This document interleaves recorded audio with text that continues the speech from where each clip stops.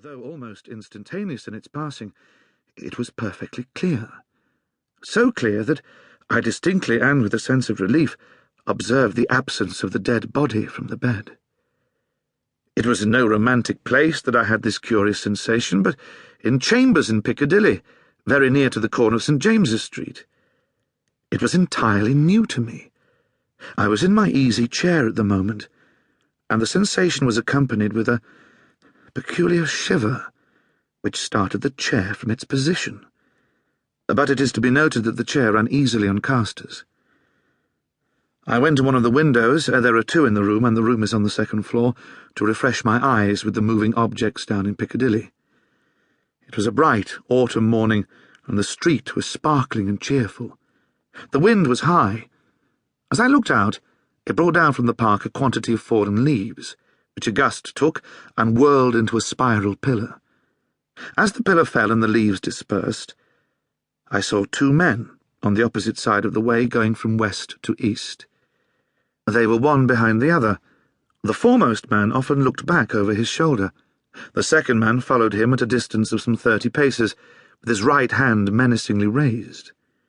First, the singularity and steadiness of this threatening gesture in so public a thoroughfare attracted my attention, and next, the more remarkable circumstance, that nobody heeded it. Both men threaded their way among the other passengers with a smoothness hardly consistent even with the action of walking on a pavement, and no single creature that I could see gave them place, touched them, or looked after them. In passing before my windows, they both stared up at me. I saw their two faces very distinctly, and I knew that I could recognize them anywhere. Not that I had consciously noticed anything very remarkable in either face, except that the man who went first had an unusually lowering appearance, and that the face of the man who followed him was of the colour of impure wax. I am a bachelor, and my valet and his wife constitute my whole establishment. My occupation is in a certain branch bank, and I wish that my duties as head of a department were as light as they are popularly supposed to be. They kept me in town that autumn, when I stood in need of change. I was not ill, but I was not well, and my reader is to make the most that can be reasonably made of my feeling jaded, having a depressing sense upon me of a monotonous life, and being slightly dyspeptic. I am assured by my renowned doctor that my real state of health at that time justifies no stronger description, and I quote his own from his written answer to my request for it. As the circumstances of the murder gradually unravelling took stronger and stronger possession of the public mind, I kept them away from mine, by knowing as little about them as was possible in the midst of the universal excitement.